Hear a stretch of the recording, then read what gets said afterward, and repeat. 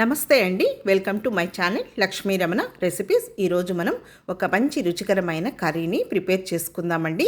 చూడండి ఎంత కలర్ఫుల్గా ఉంది కదండి. టేస్ట్ కూడా చాలా బాగుంటుంది.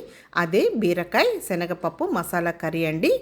ఇలా చేసుకొని మనం వేడి వేడి రైస్లో కానీ, అలాగే రోటీ, నాన్, చపాతీ, పుల్కా, తర్వాత పూరి, ఇడ్లీ, దోశ ఎందులోకైనా తినచ్చండి. చాలా టేస్టీగా ఉంటుంది.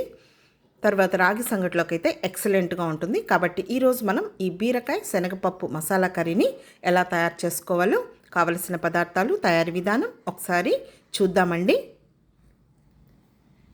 ఇక్కడ నేను ఒక అర కేజీ బీరకాయలు తీసుకున్నానండి. బీరకాయలను శుభ్రంగా వాష్ చేసిన తర్వాత పైన లైట్గా చెక్కు తీసేసుకొని చూడండి ఈ సైజులో ముక్కలు కట్ చేసి పెట్టాను. అలాగే ఒక 2 టేబుల్ స్పూన్ల పచ్చిశనగపప్పుని ఒక 10 నిమిషాల ముందు కడిగి నానబెట్టి పెట్టానండి. ముందుగా స్టవ్ వెలిగించుకొని కుక్కర్ పెట్టేసుకొని ఒక 2 టేబుల్ స్పూన్ల నూనె వేసుకోవాలి. పోపు దినుసులండి, ఆవాలు అర టీ స్పూన్, మినప్పప్పు అర టీ స్పూన్, పావు టీ స్పూన్ జీలకర్ర వేసేసుకుందాము. అలాగే ఒక పావు టీ స్పూన్ సోంపు వేసుకోవాలండి. ఈ కర్రీలో సోంపు ఫ్లేవర్ చాలా బాగుంటుంది. ఒకసారి మీరు వేసి చూడండి. మీకు ఇష్టం లేకపోతే స్కిప్ చేసుకోవచ్చండి. ఇక్కడ నేను ఒక మీడియం సైజులో ఉన్న ఉల్లిపాయ, అలాగే ఒక 2 పచ్చిమిరపకాయని ఇలా ముక్కలుగా కట్ చేసి పెట్టుకున్నానండి. ఇప్పుడు పోపు దినుసులు వేగిపోయాయి, ఇవి వేసేసుకుందాము. ఇప్పుడు కొద్దిగా కరివేపాకు వేసుకుందాము. ఇంకా ఉల్లిపాయ ముక్కల్ని లైట్గా ఫ్రై అవ్వనివ్వాలి. చూడండి ఉల్లిపాయ ముక్కలు వేగాయి. ఇప్పుడు ఇందులో 1 టీ స్పూన్ అల్లం వెల్లుల్లి పేస్ట్ వేయాలి. పచ్చివాసన పోయే వరకు ఫ్రై చేసుకోవాలి.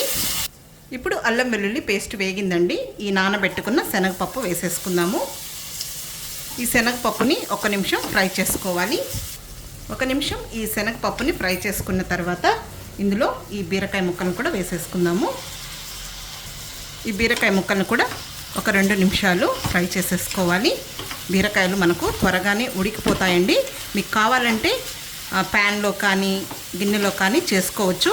ఇలా కుక్కర్లో కూడా మనం పర్ఫెక్ట్గా చాలా క్విక్గా టేస్టీగా ప్రిపేర్ చేసేసుకోవచ్చు.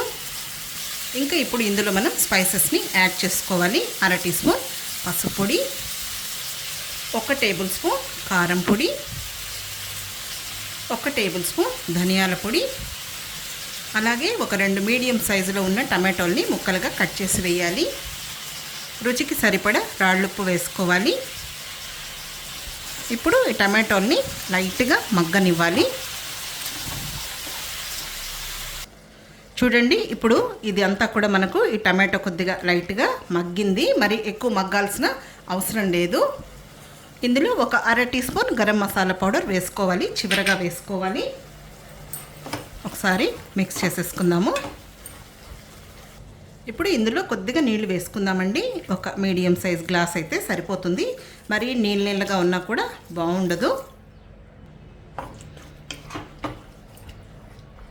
ఇందులో కొద్దిగా కొత్తిమీరని చాప్ చేసి వేసుకోవాలి.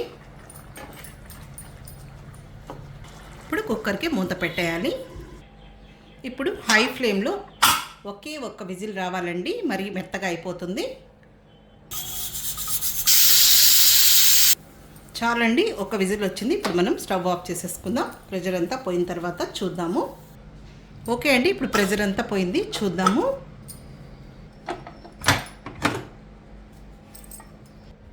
చూడండి మనకు కర్రీ అనేది ఈ విధంగా ఉంటే సరిపోతుంది. చూడండి ఈ బీరకాయ కూడా మనకు కరెక్ట్గా ఉడికింది. కాబట్టి ఒక్క విజిల్ పెట్టుకుంటే సరిపోతుంది. ఇంకా శనగపప్పు కూడా మరీ మెత్తగా కాకుండా కొంచెం నానబెట్టాం కదా, ఈ విధంగా ఉండాలి. మనకు అక్కడక్కడ తినేటప్పుడు మనకు ఆ క్రిస్పీ అనేది ఉండాలి శనగపప్పు అనేది. ఇప్పుడు డిష్ అవుట్ చేసేసుకుందామండి. మనకు ఈ కర్రీ అనేది వేడి వేడి అన్నంలో కానీ, అలాగే రోటీ, చపాతీ, పూరీలోకి చాలా బాగుంటుందండి. దోశ, ఇడ్లీలో కూడా సూపర్గా ఉంటుంది. రాగి సంగటికి కూడా మంచి కాంబినేషన్ అన్నమాట. ఇప్పుడు కొద్దిగా కొత్తిమీరని సన్నగా చాప్ చేసి వేసుకుందాము. అంతే అండి, చూసారు కదా మనం ఎలా ఈజీగా టేస్టీగా ప్రిపేర్ చేసుకున్నామో. కాబట్టి ఒకసారి తప్పకుండా ట్రై చేయండి. చాలా అంటే చాలా బాగుంటుంది. ఈ వీడియో మీకు నచ్చినట్లయితే నా యూట్యూబ్ ఛానల్ లక్ష్మీ రమణ రెసిపీస్ని కొత్తగా చూస్తున్నవారైతే నా ఛానల్ని తప్పకుండా సబ్స్క్రైబ్ చేసుకోండి. నచ్చితే లైక్ చేయండి, షేర్ చేయండి. ఇంకొక మంచి వంటతో మళ్ళీ కలుద్దాం. నమస్తే అండి.